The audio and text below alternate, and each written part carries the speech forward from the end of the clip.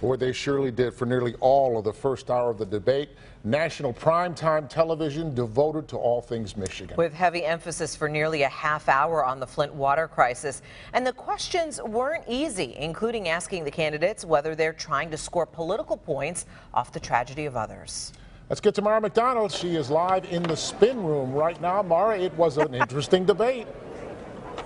Steve, it was a feisty debate. It was a spicy debate, but take a look. You can see the spin room. Well, it's in mid-spin, and, you know, something you don't normally see. Do you see the gentleman walking right there?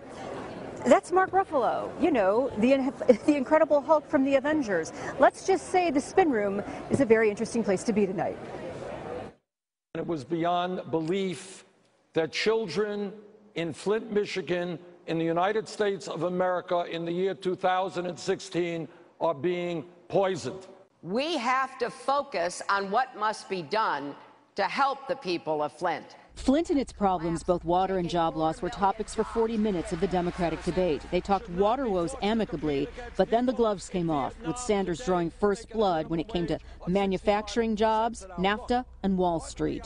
I am very glad, Anderson, that Secretary Clinton has discovered religion on this issue. But it's a little bit too late.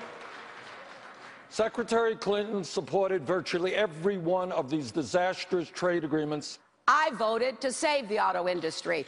He voted against the money that ended up saving the auto industry.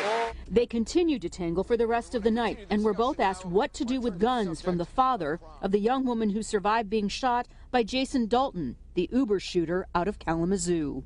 The man who shot everyone, including my daughter in Kalamazoo, had no mental health issues reported and had a clear background. What do you plan to do to address this serious epidemic? I don't want to hear anything about tougher laws for mental health or criminal backgrounds, because that doesn't work. There were no easy answers. Both fell back on the idea of closing quote-unquote gun loopholes. And for the next hour, there were questions about racism, poverty, income inequality, Detroit schools, ending with a question about faith. We need in this country a political revolution where ordinary people stand up and reclaim the government that men and women fought and died for. To lift our sights, to set big goals, to make it clear that America's best days can be and are ahead of us.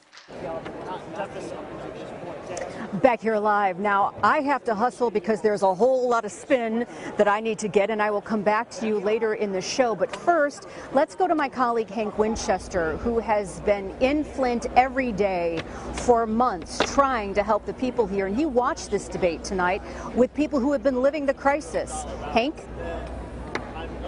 And Mara, this, as you know, was a huge night for the city of Flint, and more importantly for the people that live in Flint and have been dealing with this water crisis. What I really appreciated, and what I know the people here appreciated, was hearing directly from those affected by this mess. Take a look at some video. We were at a watch party at U of M Flint, about 350 people, all different backgrounds, ages, races. The one thing they have in common, they live here in this city. They've been dealing with the water crisis for almost 2 years now. They listened to every word of this debate. So coming up a little bit later tonight, we are talking to them. What did they think about this debate? Is it going to help this problem? Did Sanders come out on top? Did Clinton do a better job of explaining the problem here in Flint? You are going to hear from those directly affected by this problem when we see you back here in just a few minutes. For now, Steve, Sandra, back to you.